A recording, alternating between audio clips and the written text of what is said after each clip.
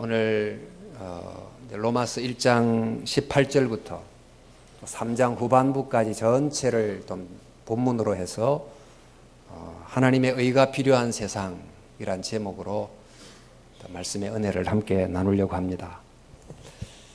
지금 우리가 접하는 세상은 굉장히 혼란합니다. 매일 뉴스를 통해서 전달받는 정치, 경제, 사회, 안보, 수많은 문제들 한 영역에 한 가지씩만 생각하고 말해도 벌써 머리가 아프고 또 마음이 무겁고 그런 형편입니다. 이제 이런 하루하루를 보내면서 우리가 갖는 하나의 생각은 뭔가 이 세상이 참 잘못된 부분이 많다.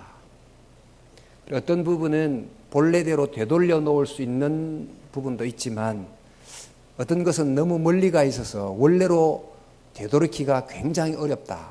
그런 생각을 하게 됩니다. 적어도 요즘은 이런 생각을 비교적 공유하면서 사는 것 같습니다. 근데 요즘에만 그런 건 아니지요. 우리가 사는 이 세상은 정도의 차이가 있을 뿐이지 이런저런 문제를 끊임없이 이제 만들어내고 또 문제 속에서 살아가고 이렇게 지내고 있습니다. 이런 세상에 관해서 사도 바울이 이 세상이 어떠한가, 이 세상의 현 주소가 어디냐, 이것을 사도 바울이 한 문장으로 거두절미하고 한 문장으로 이렇게 설명을 합니다. 로마서 1장 18절에 하나님의 진노가 불의로 진리를 막는 모든 경건치 않음과 불의에 대하여 하늘로부터 나타나나니. 그러니까 세상은 불의하다. 이 불의한 세상 위에 하나님의 진노가 머물러 있다. 이렇게 쓰고 있습니다. 이 하나님의 진노가 머물러 있는 불의한 세상, 이 세상의 핵심 문제가 뭡니까? 우리도 본문도 좀 더 자세히 읽어보면 불의로 진리를 막는 사람들의 모든 경건치 않음. 그러니까 이 핵심은 바로 사람입니다.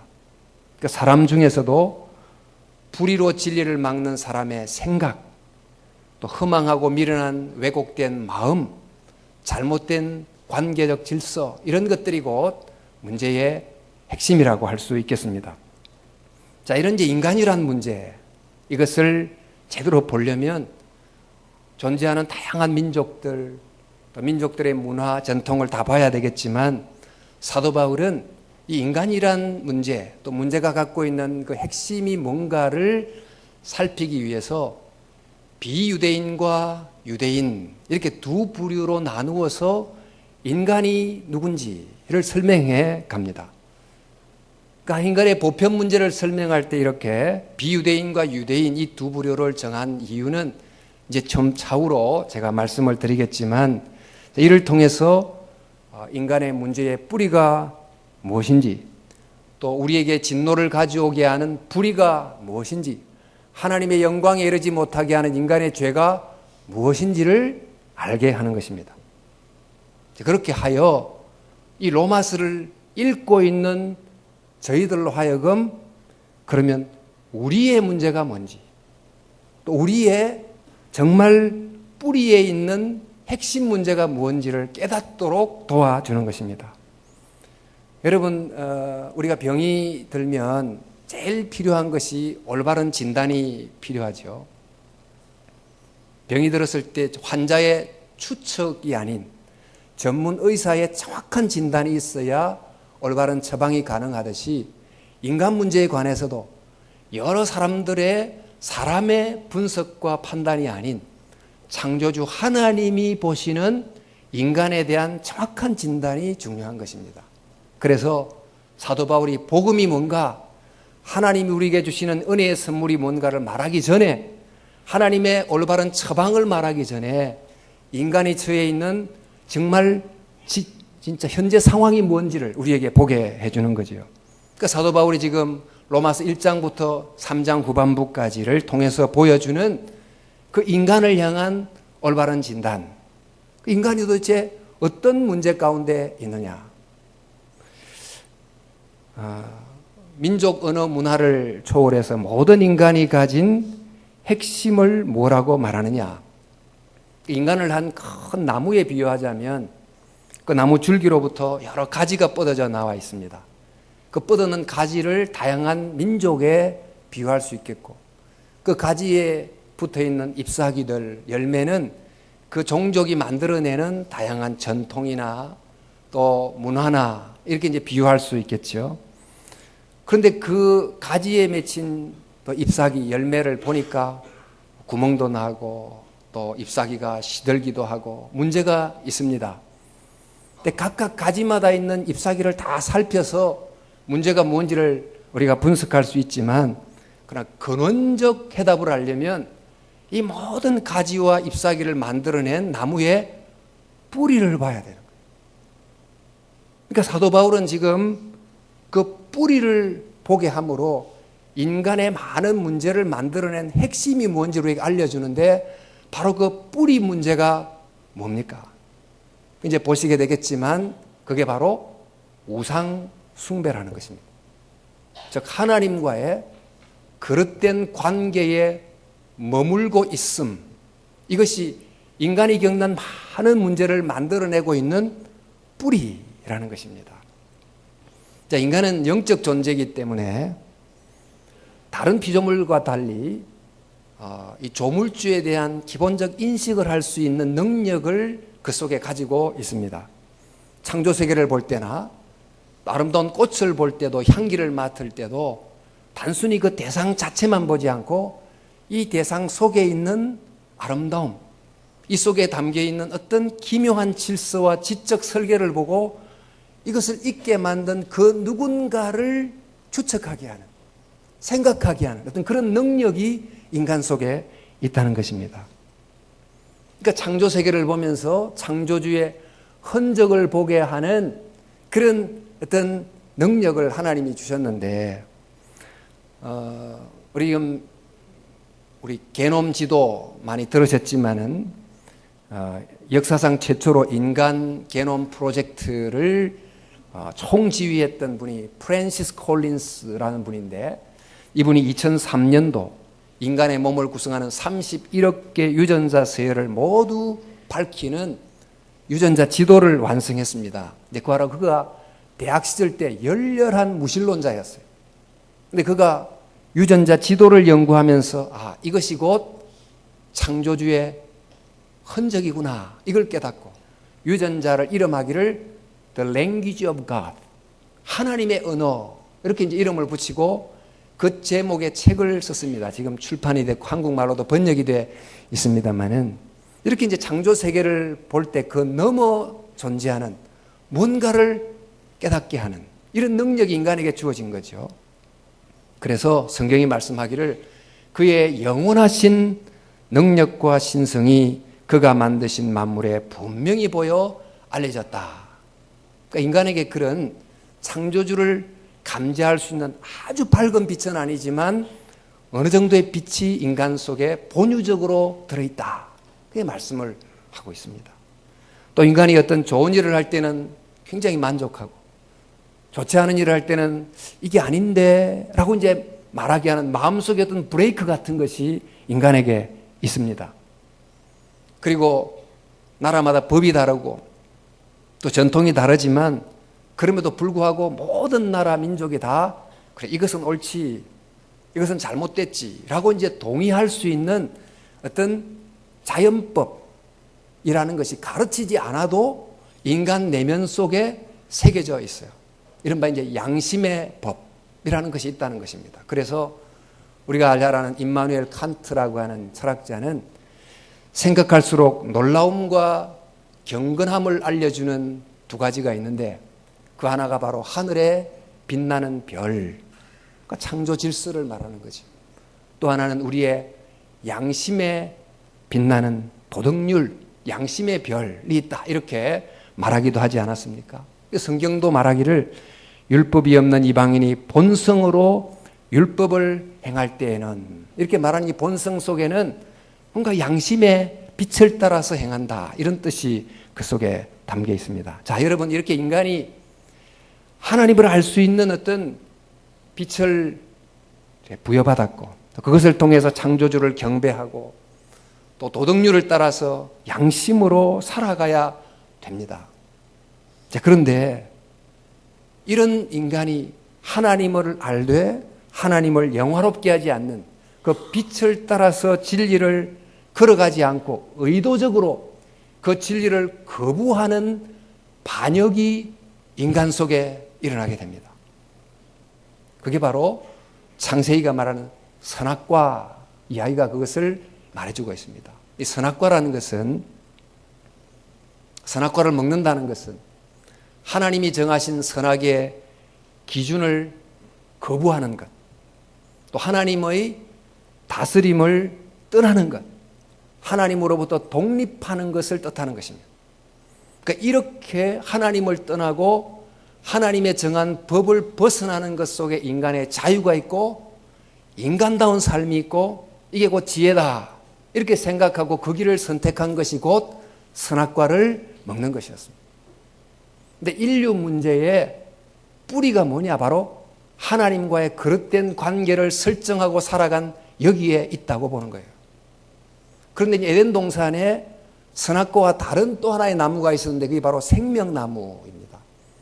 이 생명나무가 상징하는 바는 선악과는 반대로 하나님이 정하신 선악의 기준 안에 머무음, 그리고 하나님을 의지함, 하나님과 연결됨, 바로 이것이 정말 인간이 하나님의 형상을 드러내는 인간의 삶이다, 길이다, 지혜다 이렇게 말하는 것이 생명나무지요. 어쨌든 이 두 길 중에 인간이 선악과를 따먹는 길, 창조주를 반항하고 하나님을 떠나는 길을 택했고 스스로가 하나님 자리에 앉게 됐는데, 말씀드린 것처럼 하나님과의 잘못된 관계 속에 자기를 두고 그곳에 머물러 있음이 인간이 만든 많은 문제의 깊은 뿌리 속에 있는 핵심이다. 이렇게 사도 바울이 우리에게 말씀해 주는 것입니다. 그러니까 인간이 하나님의 형상으로 지음받았다. 이 말은 모든 창조 세계의 중심 역할을 하도록 지음을 받았는데 그 중심 역할을 하는 인간이 고장남으로 모든 창조 세계가 지금 오작동을 일으키고 있다고 진단을 하고 있는 것입니다. 여러분, 인간이 이때부터 다양한 부분에 연쇄적으로 문제를 일으키게 됩니다만은 이 강한 자석이 있는 방에 나침판을 두면 이 나침판이 북을 제대로 가르치지를 못해요. 그러니까 타락한 이후에 이 타락이 인간 여러 기능에 영향을 미쳐가지고 본래의 성능을 제대로 다하지 못하는 상태가 됐다는 것입니다.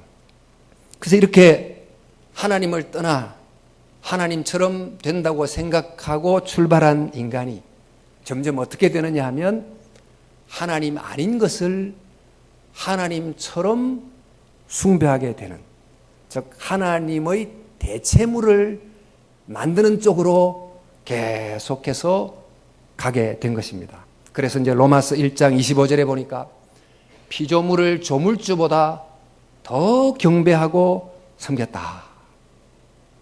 이제 우상을 만들었다는 거죠. 이 우상이 뭐죠? 그러니까 신에는 스스로 존재하는 신이 있다면 또 인간이 만든 신, 만들어진 신이 있습니다. 우상은 인간이 만든 신입니다. 그러니까 인간이 만들다 보니까 그 신이 누구를 닮았을까요? 인간을 닮았어요. 근데 인간인데 어떤 인간? 죄와 욕망과 부패와 두려움으로 일그러진 인간의 형상을 닮은 모습이 우상 속에 투영이 됩니다.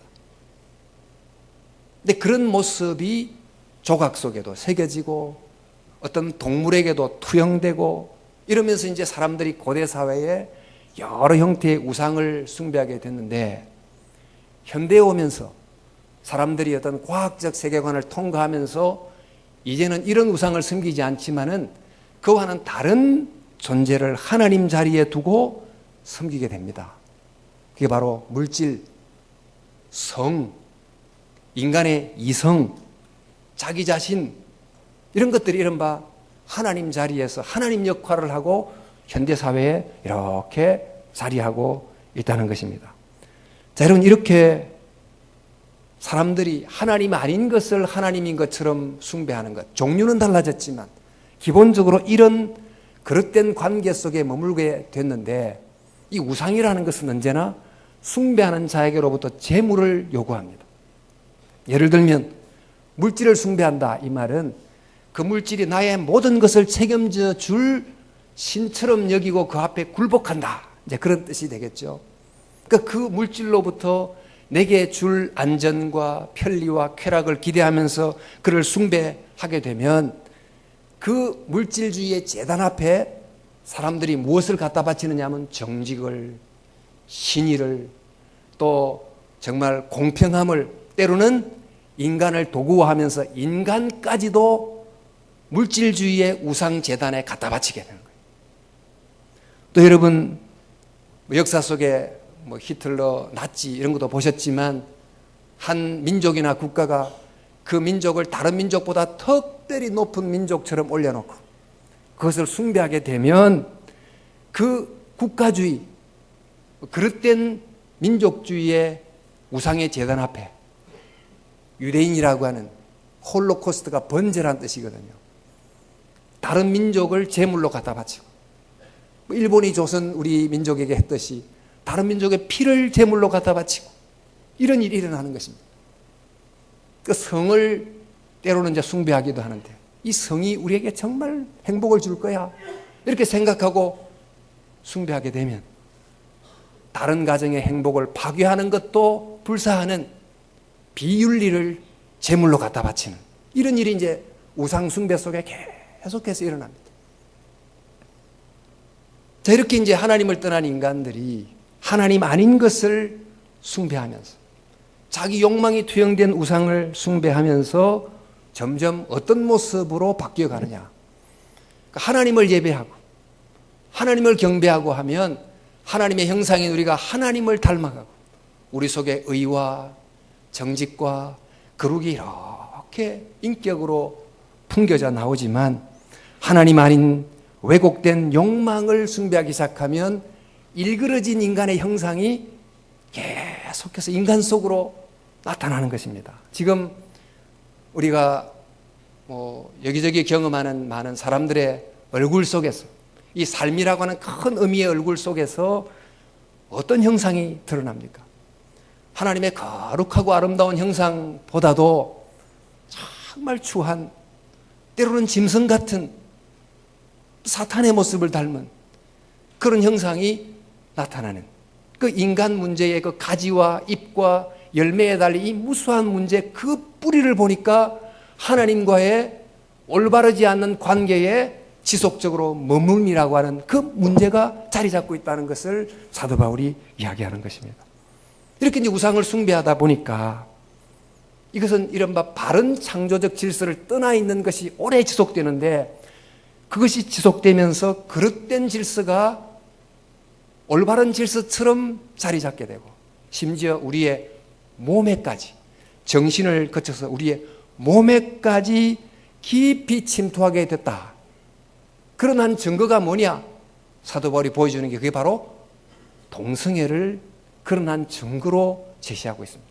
사실 이 동성애 문제는 그와 부수된 여러 윤리적인 문제가 있기 때문에 간단히 넘어갈 수는 없지만, 사도 바울이 본문에서 말씀하는 것은 이 하나님과의 바른 관계를 떠난 결과로 남자와 여자의 창조 질서의 균열이 왔다. 그러면서 이제 말씀하기를, 그들의 여자들도 순리대로 쓸 것을 영리로 쓰며, 그와 같이 남자들도 순리대로 여자 쓰기를 버리고 남자와 남자와 더불어 부끄러운 일을 행하며, 이렇게 되어 있습니다. 자, 여러분, 인간이 가진 깊은 문제가 뭐냐? 하나님을 떠남으로 하나님 아닌 것을 하나님처럼 숭배함, 그러므로 그 우상을 닮아감으로 하나님의 형상을 점점 잃어감, 이게 이제 인간의 보편적 문제라는 것입니다. 이와 같이 인간이 하나님과의 마땅한 관계, 있어야 될 그 합당한 자리를 떠나 있음을 두고 성경이 불의하다 하는 거예요. 이 의롭다 하는 말은 도덕적으로 법정적으로 죄가 없다 이런 뜻도 있지만 의롭다는 말은 올바른 관계 안에 있음 이걸 뜻하는 의미도 있습니다. 지금 인간이 그런 상태에 처해 있다 하는 진단을 사도 바울이 하는 것입니다. 제가 한번 이 예를 말씀드린 적이 있지만 저는 이제 군 생활을 동해안에서 경비소대장으로 한 1년 했습니다. 여러분 뭐 가보신 적이 있겠지만 화진포라고 하는 아름다운 해변가가 제가 이제 지켰던 섹터이기도 한데 한 번은 제대를 곧 앞둔 병장이 그 밤새도록 보초를 써야 되는데 1등병만 딱 세워놓고 이 병장이 저 뒤로 가가지고 그 명태를 말린다고 했던 그 덕장에서 명태를 다 몇 가지 빼어가지고 모닥불을 피워놓고 명태를 구워 먹고 있는 거예요. 이거 완전히 영창감이지요. 그러니까 올바른 있어야 될 마땅한 자리를 떠나 있음이 죄인 거죠. 그러니까 인간이 지금 어떤 존재냐? 인간이 있어야 될 하나님과의 올바른 자리를 떠나 계속 그곳에서 머물러 있다. 이것이 곧 인간 문제의 불이다. 그게 바로 우상숭배다. 라고 이제 우리에게 말해주고 있습니다. 자, 인간은 지금 이처럼 삶의 바른 관계를 떠나 우상숭배 가운데 있는데 이렇게 이제 인간 보편 문제를 이야기한 다음에 사도 바울이 언급하는 대상이 유대인이에요. 그 다음에 유대인 문제를 이야기해요. 근데 왜 많은 민족 중에 아주 소수인 유대인을 언급하면서 인간 문제를 설명하려고 하는 걸까요? 사도 바울 자신이 유대인이니까 유대인만 특별히 이야기했다 이렇게 볼 수 있겠지만 그런 뜻이 아니고 그러니까 유대인은 이 인간의 잘못된 관계를 풀기 위한 하나님이 역사 속에 보여줬던 하나님의 1차 대안이에요. 구약 성경이 바로 그들의 이야기 아닙니까? 지금 하나님이 인간이 하나님을 떠나 있음 또 그로 인해서 인간의 하나님에 대한 반역을 드러내는 가장 상징적인 사건이 바벨탑 사건입니다. 자, 이런 모든 인간이 지금 이런 상황에 처해 있을 때 하나님이 한 사람을 불러내십니다. 그게 바로 아브라함입니다. 아브라함을 불러서 아브라함과 그의 후손들이 가서 열방의 복이 될 것을 말씀하십니다. 그러니까 그들이 만민에게 복이 된다. 이 말씀은 아브라함은 하나님의 특별한 복을 받아서 재물도 얻고 자손도 얻는 그런 복을 배타적으로 많이 받는다. 그런 의미가 아닙니다. 이 말은 잘못된 관계로 우상숭배의 정말 파괴적 결과를 겪고 살아가는 인간들에게 회복된 하나님의 창조 질서를 되찾은 한 사람, 한 민족이 되므로 그렇지 않는 백성들에게 이것이 옳은 길이구나, 이게 맞는 길이구나를 보여주는 빛이 되는 복, 그런 복이 되라는 것입니다. 그게 곧 세상의 복이 되는 것입니다. 이게 이제 곧 제사장 나라가 된다는 의미이기도 합니다만은, 근데 이제 이를 위해서 이제 아브라함의 후손이 됐던 이스라엘 백성을 애굽에서 이끌어내서 시내산에 보내가지고 율법을 주고 그 율법을 가진 백성으로서 하나님을 드러내는 백성으로 열방에게 하나님의 빛을 비추라고 선택을 한 거죠.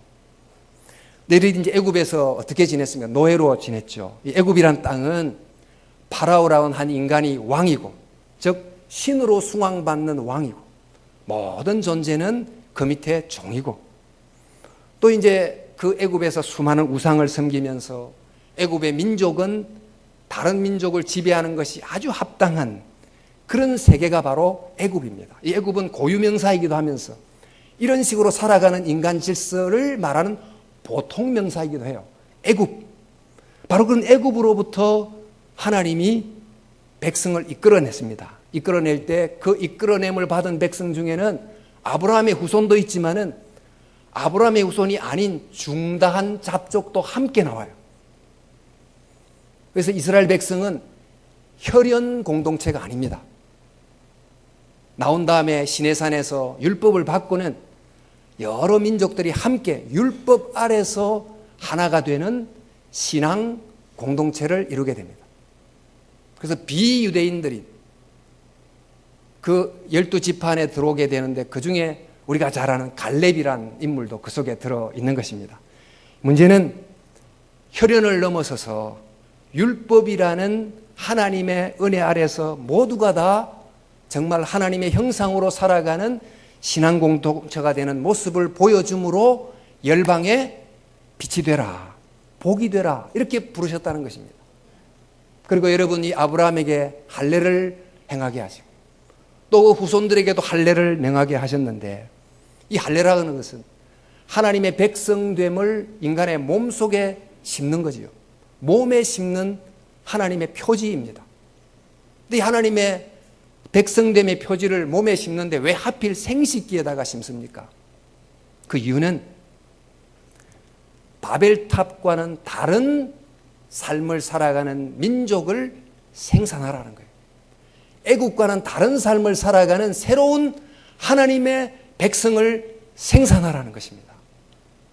그래서 애국처럼 왕과 노예, 지배자와 비지배자 이런 모습의 왜곡된 삶의 질서를 고착시키는 백성으로 살지 말고 하나님의 율법을 받고 할례를 행함으로 언약 안에서 정말 한 공동체가 되고 하나님의 형상을 이루는 그런 하나님의 창조의 회복을 보여주는 한 공동체가 되므로 이 인류 역사 속에 저렇게 살아야 되는구나, 저게 곧 하나님의 창조의 회복이구나를 보여주는 한 민족이 되라는 것입니다. 자, 이것이 곧 이 땅에 하나님이 이 유대인 이스라엘 백성이라는 한 백성을 존재케 한 이유인데, 문제는 이 이스라엘 백성들이 율법을 받았지만 율법을 제대로 지키지 않게 됩니다.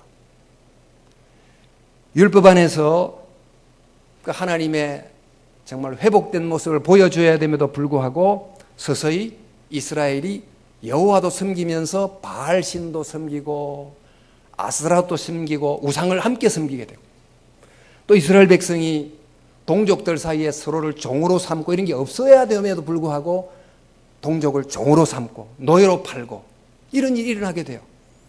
그러니까 애굽이라는 곳에서부터 이끌어내요. 애굽과는 다른 하나님의 회복된 나라, 즉 젖과 꿀이 흐르는 땅의 나라를 보여주라고 부름받은 이들이 다시 애굽적 나라로 컴백 돌아가게 된 것입니다.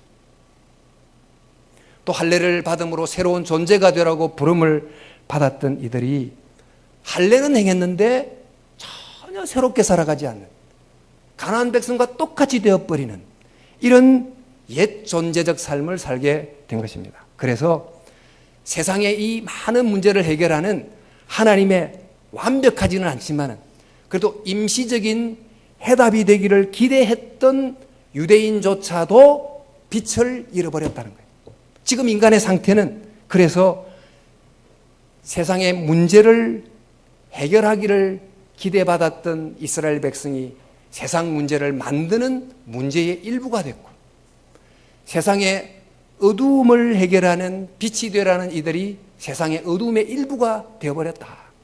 그래서 하나님이 율법과 할례를 줬는데 그 율법과 할례를 준 하나님을 오히려 욕되게 했다 하는 내용이 로마서 2장 23절 24절 제가 한번 보겠습니다. 율법을 자랑하는 내가 율법을 범함으로 하나님을 욕되게 하느냐. 기록된 바와 같이 하나님의 이름이 너희 때문에 이방인 중에서 모독을 받는도다. 교회가 하나님 말씀을 갖고 있고 성령을 받고 그랬다고 하면서 하나님의 영광의 모습을 보여주지 못하면 세상으로부터 하나님의 이름이 도리어 모욕을 받는 것과 똑같은 일이 이스라엘 백성 가운데 일어났다는 것입니다. 자, 그래서 여러분 지금 이름에도 불구하고 이스라엘 백성이 지금 어떻게 하고 있느냐?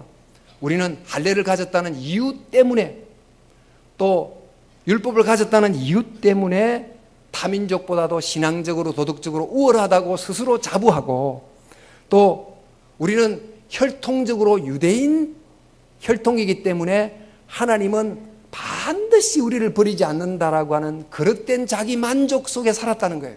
이 로마서 내용이죠. 자, 이처럼 하나님을 일반적인 사람들이 우상을 숭배하면서 그들에게 주어졌던 정말 창조주를 알 수 있는 빛이 사그러 들어갔고, 그 세상에 빛을 비추라고 하나님이 구약시대 때 선택한 이스라엘 백성마저도 그 빛을 잃어버린 인간의 상황은 지금 이와 같다는 것입니다. 이스라엘 백성이 조금이라도 빛을 발했다면 그 많은 백성이 길을 발견했을 텐데, 이제 인간 모두가 다 빛을 잃고 길을 잃고 방황하고 있다. 그래서 이게 이제 인류가 처한 어둠의 현실인데, 이를 두고 사도 바울이 말합니다. 기록된 바 의인은 없나니 하나도 없다. 모두가 다 지금 하나님이 말씀하시는 그 원래 자리를 다 떠났고, 비유대인도 떠났고 유대인도 떠났고, 상대적으로 좀 더 도덕적일 수가 있고, 상대적으로 좀 더 종교적일 수는 있지만 하나님이 원하는 기준으로부터 전부 다 떠나 있다는 거예요. 자, 이 사실을 이제 보여주면서 이 로마서를 읽는 우리에게 묻습니다. 너는 어떠한가? 묻는 거예요. 지금 이 말씀을 읽는 너는 지금 어떠한가? 이방인이 하나님이 아닌 우상을 대신 섬기고 있다면 지금 너는 하나님을 섬긴다고 하면서 하나님과 함께 다른 것은 섬기고 있지 않는가? 이걸 묻게 하는 거예요. 그러면서 내가 지금 누군지, 내 지금 상황이 뭔지를 정확하게 보게 하는 것입니다. 하나님과 만문을 겸하여 섬길 수 없다. 예수님이 말씀하셨지만은 실제로 우리는 겸하여 섬기고 있는 게 아닌가. 사실상 우상 숭배로부터 온전히 자유롭지 못한 우리 자신을 보게 해주는 것입니다. 또 유대인이 부르심과 사명을 망각하고 있듯이 우리도 역시 빛과 소금의 사명을 감당하지 못하면서 유대인처럼 혈통적으로 아브라함 자손이니까 나는 괜찮겠지 이렇게 생각했던 유대인처럼 나는 교인이니까, 난 세례 받았으니까, 나는 지금 유아 세례 받았으니까 그래서 괜찮을 거라고, 하나님은 내가 죄를 지어도 특별히 나를 봐줄 거라고 생각하는 그런 그릇된 만족 속에 빠져 있다면 유대인이 곧 우리와 같다는 거죠. 자, 여러분, 우리의 현주소 어디입니까? 의인은 없나니 하나도 없다. 이 사도 바울의 선언 앞에서 우리도 예외는 아니다는 것입니다. 자, 그러면 이런 불의함 가운데 있으면 어떻게 됩니까? 우리가 이제 모두 불의함 가운데 있는데, 이 불의함 가운데 있으면 어떤 운명 가운데 있습니까? 하나님은 공의로운 분이라 이 불의에 반드시 진노로 심판을 합니다. 기계가 잘못 조작되도록 어느 정도 시간을 두면 반드시 고장나게 되어 있듯이, 하나님과의 잘못된 관계 속에 머물게 되면 심판을 받습니다. 아니, 그 자체가 심판입니다. 진노입니다. 여러분, 이렇게 이제 우리가 하나님과의 바른 관계를 떠나고 의를 떠나서 살다가 인생의 끝에 결국 진노를 받을 운명이다. 그렇다면 이 땅에서 상대적으로 저 사람보다 좀 더 잘 살고 좀 더 건강하고 좀 오래 산다. So what? 그게 어쨌다는 겁니다. 그 정도의 상대적인 차이가 진노를 받는다는 절대적인 하나님의 심판 앞에서 문제를 해결할 수 있는 대안이 될 수 있습니까? 오히려 어쩌면 내가 지금 누리고 있는 상대적인 편안함, 편리함이 이 큰 이 질병을 깨닫지 못하게 하는, 그것을 정말 간과케 만드는 임시적인 마취제 역할을 함으로 정말 큰 병을 피할 수 없도록 만들 수도 있다는 것이죠. 그래서 하나님의 진노의 무서움을 알도록 깨우칩니다. 하나님의 진노, 우리가 하나님의 진노 말해도 별로 무서워하지 않잖아요. 왜냐하면 하나님의 진노가 어떤 건지를 잘 모르니까 그런 거예요. 핵무기 말해도 별로 무서워하지 않는 것은 용기가 많아서가 아니고 몰라서 그런 거잖아요. 무식하면 용감한 거 아니에요. 예수님께서 겟셋마네에서 기도하실 때 그의 땀이 피가 되도록 기도하면서 간구했던 내용이 주여 할 수만 있거든 이 잔을 내게서 옮기시옵소서 기도했는데 이 잔이 뭡니까? 하나님의 진노의 잔입니다. 예수님마저도 하나님의 진노를 땀방울이 피가 될 정도로 피하려고 했던 거예요. 그렇다면 우리야 말할 것도 없이 제대로 그 진노를 안다면 얼마나 두려워할 수밖에 없겠습니까? 자, 이제 이것이 우리는 지금 불의하다. 불의함은 하나님의 진노 아래에 있다. 이게 이제 로마서의 사도 바울의 진단이고 선언입니다. 자, 이제 우리가 어떻게 해야 됩니까?